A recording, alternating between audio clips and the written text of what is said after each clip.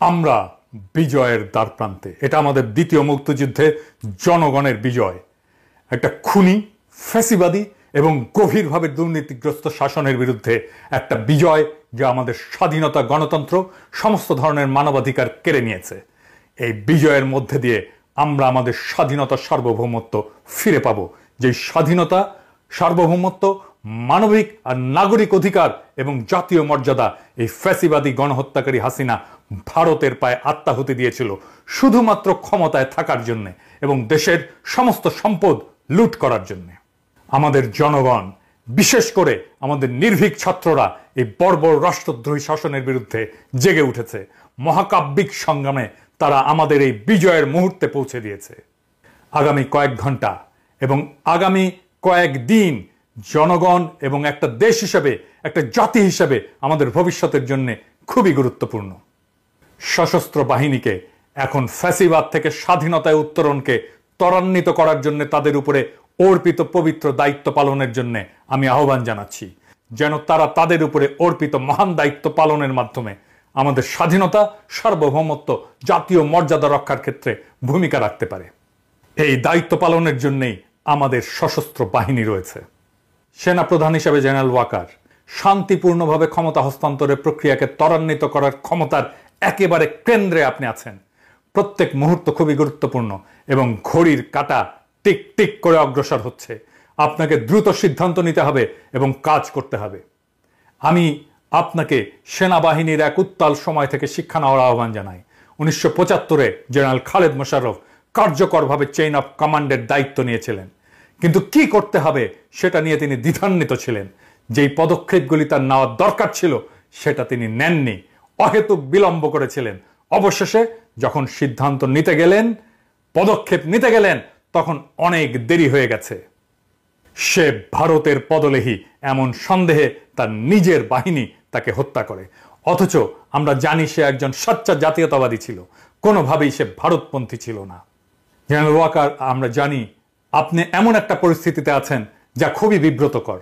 এই ফ্যাসিবাদী রক্তপিপাসু অবৈধ প্রধানমন্ত্রী আপনার আত্মীয় এবং তিনি আপনাকে এই পদে নিয়োগ দিয়েছেন। এটা আপনাকে দ্বিধাগ্রস্ত করতেই পারে, এমনকি অনিচ্ছুক করতে পারে তাকে ক্ষমতা ত্যাগ করতে বলার জন্য, চূড়ান্ত পদক্ষেপ নিতে। কিন্তু একজন অভিজ্ঞ জেনারেল হিসাবে আপনার এটাও বুঝতে পারার কথা যে বর্তমান ছাত্র জনতার গণ আন্দোলন, গণ অভ্যুত্থান শেখ হাসিনার পতনের আগে শেষ হবে না। এমনকি তাকে বাঁচানোর চেষ্টা করা বৃথা হবে। হাসিনাকে অবশ্যই যেতে হবে এবং আপনি তাকে ক্ষমতা ছেড়ে চলে যাওয়ার দরজাটা দেখিয়ে দিতে পারেন। আপনি যাই করুন না কেন, হাসিনাকে অবশ্যই বিদায় নিতে হবে। চলমান আন্দোলনের সময় আপনার কয়েকজন অফিসার যে গণবিরোধী ভূমিকা পালন করেছে, তার জন্য সেনাবাহিনীর মধ্যে ব্যাপক ক্ষোভ এবং হতাশা রয়েছে। পুরো প্রতিষ্ঠানটা তার সম্মান এবং আমাদের জনগণের বিশ্বাসযোগ্যতা অনেকাংশেই হারিয়েছে। যদি আপনি আপনার কাজ না করেন, তবে সেনাবাহিনীতে অনেকেই থাকবেন যারা অলস বসে থাকবে না এবং নীরবে কষ্ট সহ্য করে যাবে না। তবে যদি আপনি দ্রুত জনতার আকাঙ্ক্ষা বাস্তবায়নের জন্য অগ্রসর হওয়ার সিদ্ধান্ত নেন, হাসিনাকে শান্তিপূর্ণভাবে ক্ষমতা হস্তান্তরের জন্য বাধ্য করেন, তবে হাসিনার ফ্যাসিস্ট শাসনের অবসান শান্তিপূর্ণভাবে সম্পন্ন করা যেতে পারে। যে কোনো বিলম্ব আরো ব্যাপক রক্তক্ষয় এবং আমাদের অর্থনীতি এবং সমাজের আরো ক্ষতি করবে এবং একটা অব্যাহত অনিশ্চয়তা আমাদের শত্রুদেরকে ঘোলা পানিতে মাছ শিকারের সুযোগ করে দেবে। তাই আমি আপনাকে আপনার নিজের এবং জাতির ভবিষ্যৎ বিবেচনায় সঠিক পদক্ষেপ নিতে বলি। মেহেরবানি করে আপনার বাহিনী নিয়ে এগিয়ে যান এবং তাকে ক্ষমতা থেকে সরিয়ে জনতার হাতে ক্ষমতা হস্তান্তরের ব্যবস্থা করেন।